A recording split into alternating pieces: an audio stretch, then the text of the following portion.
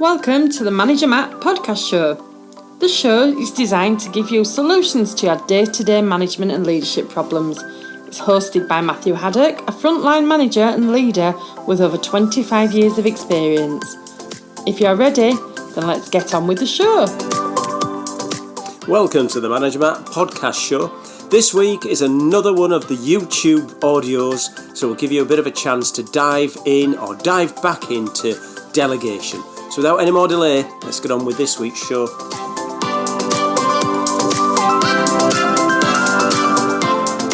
Welcome to the Manager Matt podcast show.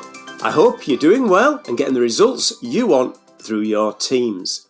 Well, this week's show, we're going to explore the ideas of delegation.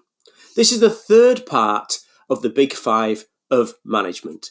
We've covered one-to-ones and feedback in earlier shows. If you want to go back and listen to them, just click on the links below or above or wherever they are, and you can have a look at those links and have a listen to me going through feedback and one-to-ones. Feedback and one-to-ones are all designed to build trust with your teams when it comes to getting the best out of them. And the last one in this three is delegation. So how does delegation work in all this? Well, it's very difficult, as you know, as a manager, to let go of the work that you're doing because obviously you think you can do it the best. And maybe that's so. But as soon as you move into the realms of leadership and management, you have to be aware that you're not the doer anymore. No, you're going to have to get others to do. Most of the time, you're going to be delivering results through others' work. Therefore, you need to be able to delegate that work to them. But what does delegation really mean? Well, the first thing to do is to park your ego when it comes to delegation. And this can be very difficult if you've moved through the ranks of a business and got to a point where you've been really successful by doing good things. The issue now is how and what do you delegate? Because obviously you don't want to delegate everything and you don't want to delegate nothing. So what is the fair balance? Well, the first thing to look at is what is important and urgent. So a simple 4-box matrix that you'll have seen before, where you have the important and urgent and low and high, is a good starting place when it comes to delegation. What are the really important things that are really urgent and need your skill in it to deliver? Those are the things you need to be doing. What are the things that are less important but still need to be done quickly? Should you do them or can you delegate that to somebody else? That's a way of doing it. And of course, at the bottom of the matrix is things like low importance and low urgency. Those are definitely things you need to be moving on and getting rid of. And the idea of delegation is not to get rid of the stuff you don't want to do. You're not trying to just get rid of the stuff that you can't be bothered at.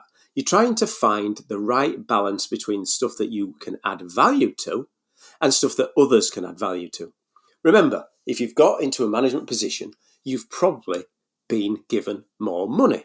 More responsibility normally means more money. Therefore, the business wants to make sure they're getting the bang for the buck. Now, if you're doing jobs that should be done by a lower paid person, then obviously the company's not getting an advantage out of that. So make sure that you're going in there and looking at what is the important and urgent things and what the skills are that you've got and what the pay is that you should be doing. And then you start looking at the idea of delegating to the person with the right strengths. You can't be an expert at everything. That's just not possible. You may have some really, really good, strong strengths, and that's fine. And you can still do those strengths. But you've got team members who will have similar or better strengths. I'm not great with the accounting part of the business. Therefore, you make sure you delegate that part to someone who does know well about the numbers, does have a good eye for detail, and can make sure that he's getting that part of the job done right. So look at the team and figure out their strengths. So this is another good chance to get out your matrix and look at the talent that you've got. What are their strengths? What are they good at? What can they really deliver well? And what are the chances that they should be taking on some of that work when you look at delegating that work to them? Remember, it's not getting rid of the stuff you don't want to do. You're still going to be doing stuff you don't want to do because that's work. You sometimes have to do stuff you don't like. Sorry, it comes with the paycheck. So what else do you look at when you're doing this? Well, a good point of order is to look at a RACI model. So a RACI model looks at responsibilities, Accountability is the consultation and the information part of it. And the idea of doing a race is to say, what part of this delegation should I be doing in regard to what am I actually accountable for? So what is my responsibility and accountability in this?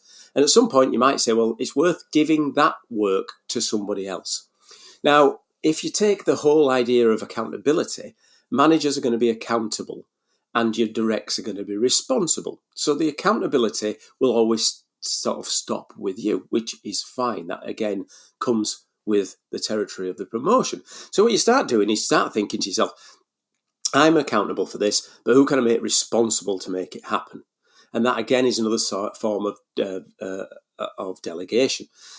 Now, naturally, delegation comes if you're a senior level in an organisation, you're going to have directs underneath you who have departmental duties. So you'll have an engineering manager, an operations manager, technical, supply chain, health and safety, CI, human resources maybe. All those things mean that they will have their specialists and they'll be doing those jobs for you. And inside their teams will be specialists within there. And this is the natural hierarchy of accountability and the natural hierarchy of making sure you delegate correctly.